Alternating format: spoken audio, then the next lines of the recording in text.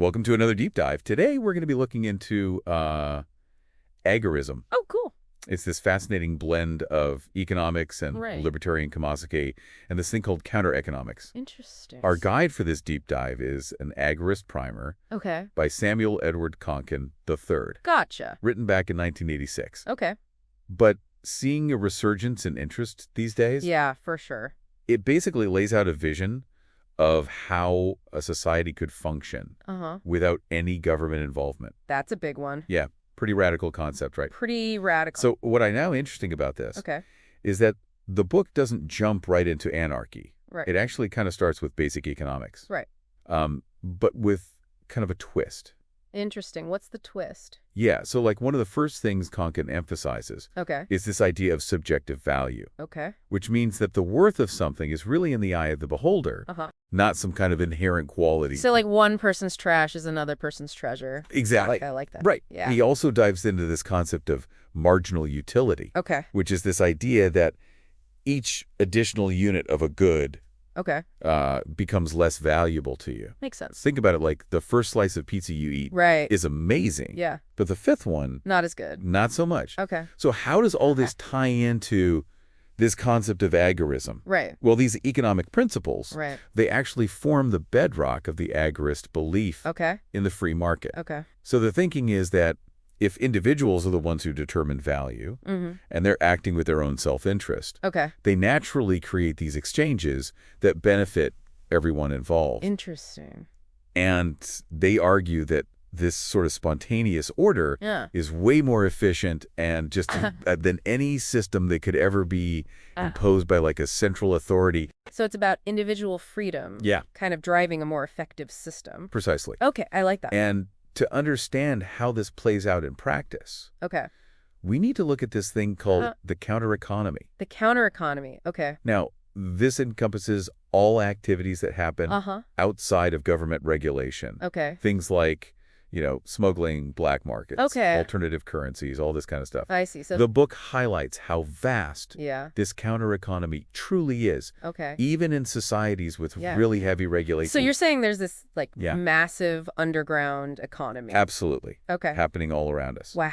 In fact, it even played a role in the collapse of communism. Oh, wow. The Soviet Union's black market Really? was actually more robust Huh. than its official economy. Wow, that's really interesting. So the point is that the counter-economy Yeah. already exists, Okay. and it thrives. Right. So what agorism does is Yeah. it provides a moral and philosophical framework for it, Interesting. which is where libertarianism comes in. Okay, so libertarianism, Yeah. with its emphasis on individual liberty Right. and rejecting the use of force, Yeah. kind of becomes the foundation. It does. So essentially, all interactions should be voluntary. Yeah, exactly. Okay. But how does agorism take this theory Yeah. and actually make it actionable? That's a great question. That's where it gets really interesting, Okay. because it doesn't just talk about freedom. Yeah. It actually promotes living it out. Interesting. So it's this merging of libertarian theory with the right. real-world practices of the counter-economy. Gotcha. It's less about advocating for freedom Okay. and more about embodying it daily I see.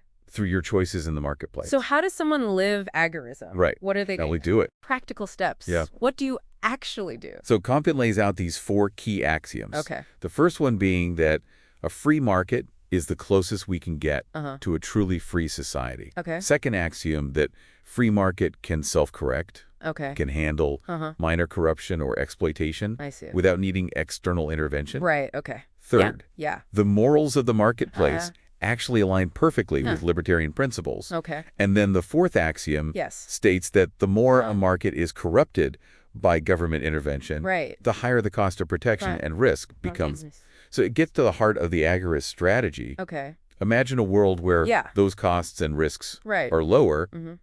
Wouldn't that be appealing? I would think so. Yeah. Yeah. Yeah. Yeah. And by expanding the counter economy, Okay.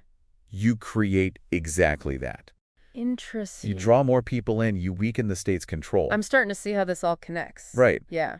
But can a society really function That's the question, right? without any form of government? Big question. How would Yeah. things like roads get built? Yeah. Who's going to build the roads? How would justice be served? Right. Exactly. Like- Wow. These are questions that I think a lot of people have. For sure. How do it? So the yeah. book actually dives into what a stateless society, Okay. Uh, what they call agora, Gorda. might look like. All right. And they paint this picture of, Okay. privately owned roads, Okay. competing mail services, Interesting. no taxes, no wars. Sounds pretty utopian. Sounds pretty utopian, right? Does. But what about justice? Yeah. Would it be like the Wild West? Right, exactly. So instead of police, Okay. you'd have these private protection agencies. Okay. Insurance companies would ensure Got it. fast replacement of stolen goods, I see. and offenders wouldn't face jail time, Right. but they would be held accountable through restitution. Oh, no. So instead of punishment, Yeah. the focus is on, like, making amends Yes. and restoring what was lost. Exactly. Interesting. And they believe that competition Yeah. would drive efficiency and fairness Okay. in a way that a state monopoly just can't. Gotcha.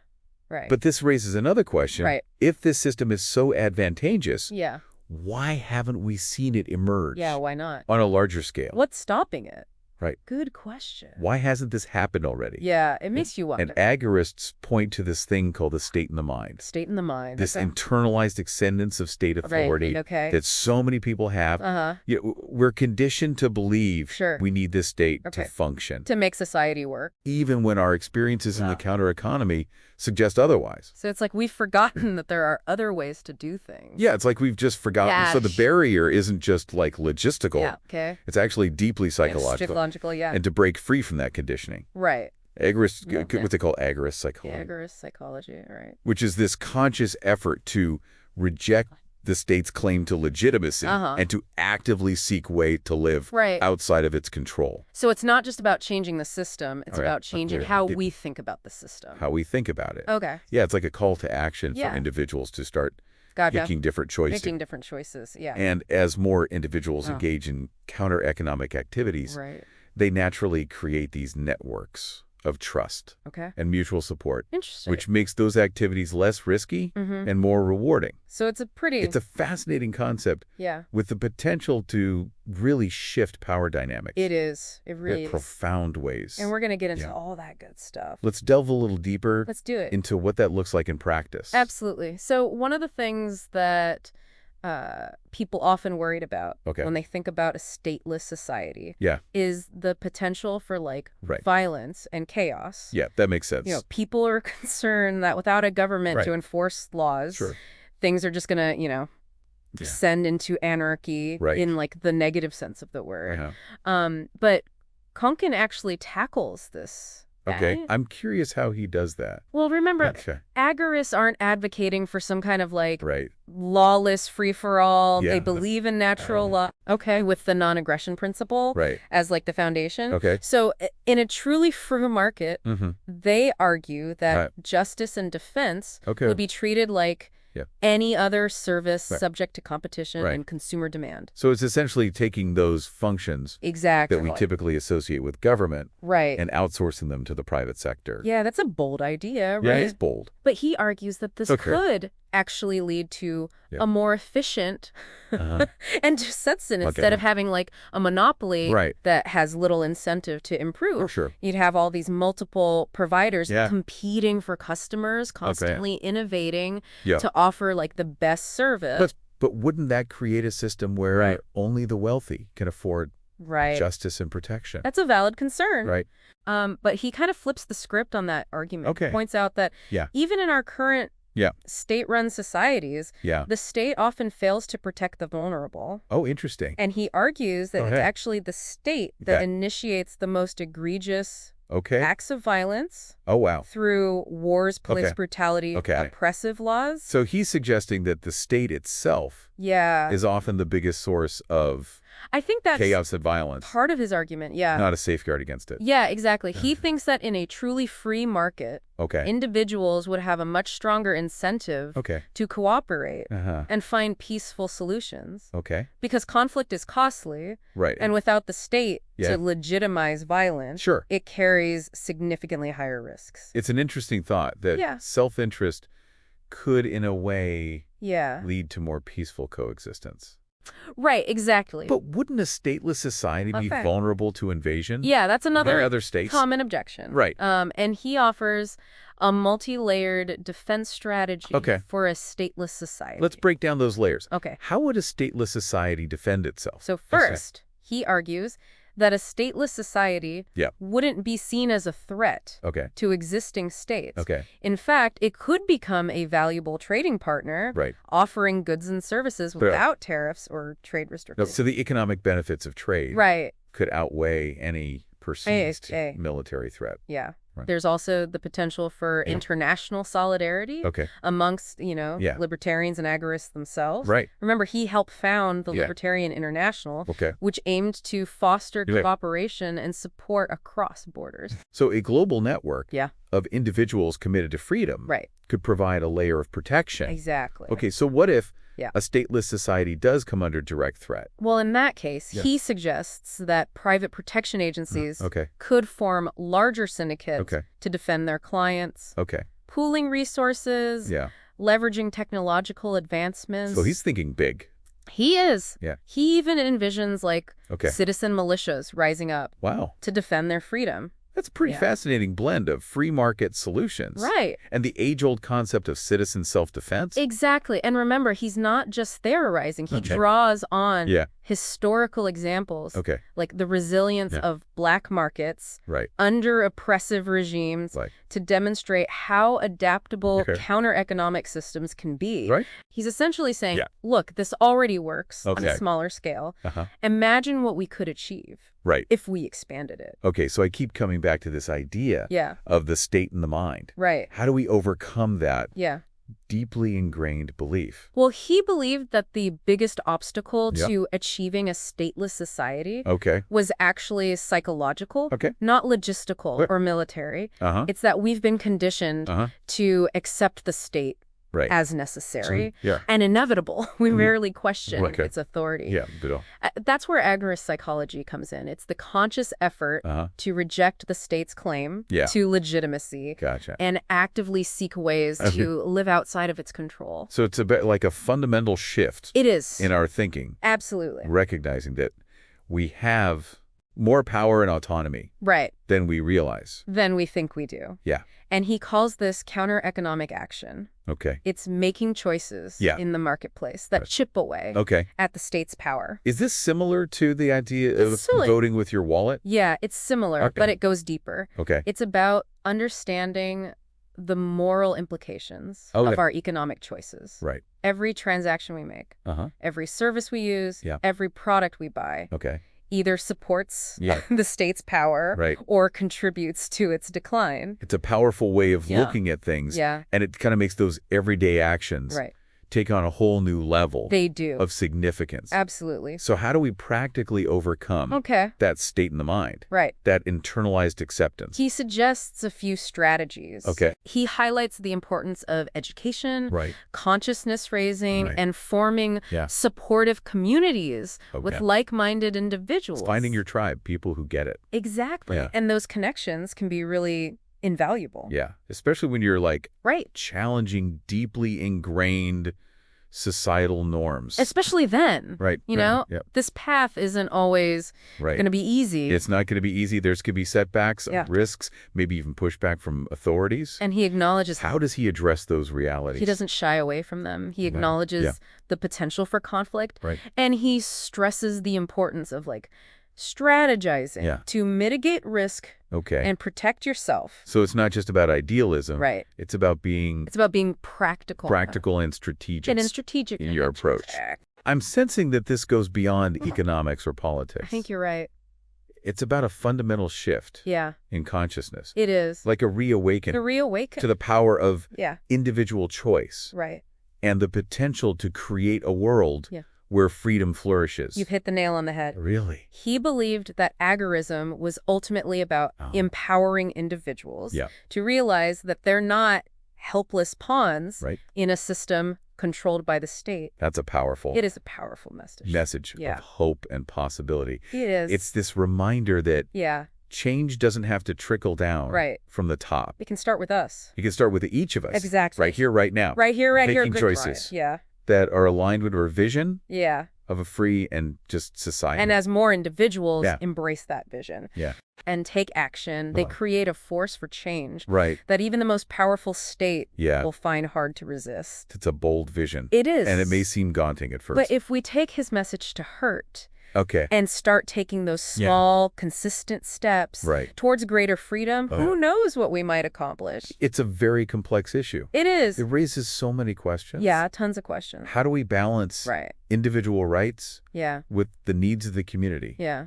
What are the ethical boundaries It's of counter-economic action? good question. Is a truly stateless society even possible? That's the big one. Yeah. These are the big questions that he grapples with in the book. Yeah. And he doesn't offer simple answers. Right. But he does provide a compelling vision. Okay. And a call to action. A call to action. He urges us to take responsibility for our own freedom and start building the world we want to see. Right. One transaction at a time. At a time. I feel like I'm already feeling my own state in the mind. Okay. It started to keep that sigh. That means you're engaged. It's definitely a challenging read. It is, but incredibly thought-provoking. Yeah, it really makes you think. It's like seeing the world through a new lens. Yeah. So how do we take these complex theories and apply them to how do we make it real? Our everyday lives? Right, exactly. How can we start what can we actually do? Putting agorisms into practice? Okay, so we've covered the theory and the vision. Right. But now I want to get into the practical side. Okay. Like, how does this affect the average person? Yeah, the rubber hits the road. Yeah, what does this all mean for me? Exactly. How can I start applying these ideas? Yeah, what can you actually do? In my daily life. So Konkin really stresses that agorism is more than just an abstract philosophy. It's really a way of life. A way of life, okay. He advocates for consistent counter-economic action, encouraging individuals to shift their activities away from the state-controlled economy and towards the free market. So what does that look like in practice? Well, it can take many forms. Okay. Even small actions can make a difference. Give me some examples. Sure. So, for instance, buying from local independent businesses instead of large corporations that are often intertwined with the state. Right. So it's about supporting the little guy. Exactly. Making choices that align with your values. Exactly. It could also involve exploring alternative currencies, participating in barter networks, or even starting your own home-based business. So finding creative ways to kind of step outside of the traditional system. Outside the system. Even if it's just 1 foot at a time. 1 foot at a time, right? I like that. And as more individuals do, so they contribute to the growth of the counter economy, demonstrating that there are alternatives. Viable alternatives. It creates like a ripple effect. Okay. So let's be realistic. Most people aren't going to become full-blown agorists overnight. Of course not. What about those of us who are still, working within the system, paying taxes, and so forth? Okay. Are there ways to engage Are there ways in counter-economic action? To do it gradually. Yeah, without completely upending our lives. Absolutely. He acknowledges that not everyone is in a position to make these radical changes. Sure. He emphasizes taking gradual steps, starting wherever you are, and slowly expanding your involvement in counter-economic activities. So baby steps are okay. Baby steps are great. It's more about the direction we're moving. The direction. Not the speed. Exactly. Even small acts of resistance can have a collective impact. Okay. Maybe you start by reducing your reliance on government services. All right. Or you learn the new skills that make you more self-sufficient. More self-sufficient. Okay, just educating yourself and others about agorism and free market principles is a step in the right direction. It's about changing your mindset. It is. Becoming more aware of the choices you make each day. Every day. And how they impact the system. This is good stuff. It's a journey, not a destination. It's a journey, not a destination. There's no pressure. To achieve some perfect state of agorism overnight. It's about taking those steps. Okay. And it's not a journey you have to take alone. Okay, so community's important. Community's huge. It talks about forming affinity groups where like-minded individuals can share ideas, resources, encouragement. Yeah, finding your tribe. Where people who get it. Who can support you along the way. Exactly. And those connections can be so valuable. Yeah. Especially when you're facing those inevitable challenges. Exactly. That come with living counter-economically. It's not always going to be easy. Right. It's not going to be easy. Right. There will be setbacks. Risks. Maybe even pushback from authorities. Exactly. How does he address that? He doesn't shy away from it. He acknowledges that there's potential for conflict. Okay. And he stresses the importance of being strategic. Okay, so strategizing. To mitigate those risks. Right, mitigate the risks. Okay, and to protect yourself. Protect yourself. So it's not just about the idealism. Right. It's also about being practical. Practical. In your approach. And strategic. And strategic. I'm sensing this is deeper than economics and politics. It is. It's really about... It's about a fundamental shift. Fundamental shift. In consciousness.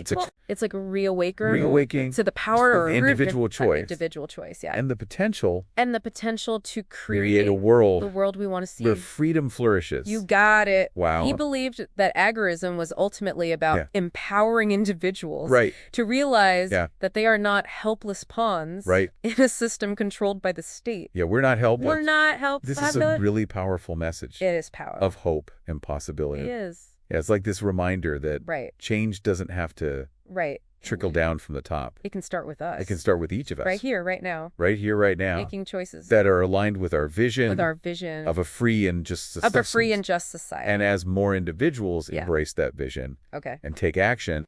They create this force for change. Right. That even the most powerful state will find hard to resist. That's amazing. It is a bold vision. It is bold. And it may seem daunting at first. Sure it is. But if we take Konkin's message to heart. And start taking those small, consistent steps. Towards greater freedom. Towards greater freedom. Who knows what we might accomplish? Who knows, right? The future is unwritten. The future's unwritten. I love that. It's up to each of us to decide what kind of world we want to live in. We want to live in, and to start building it. One transaction. One transaction. One interaction. One interaction at a time. One choice at a time. This has been amazing. It's been fun talking about it. It's been really thought-provoking. It really is a fascinating topic. So there you have it, folks. Yeah, that's agorism. Our deep dive into agorism. In a nutshell. We've only scratched the surface. Right, we could talk about this for hours. But hopefully this has piqued your interest. Yeah, I hope you learned something. And giving you some things to think about. Absolutely. If you're intrigued. Yeah. And you want to delve deeper. Right. We highly recommend checking out. Yeah, check out the book. An Agorist Primer. An Agorist Primer. By Samuel Edward Konkin III. It's a good one. It's challenging, but it is a rewarding read. Yeah, it'll make you think. So. Yeah. Until next time. Keep on learning. Keep questioning. Keep questioning. Keep exploring. Keep exploring. And keep striving. Yeah. For a free future. For a free future.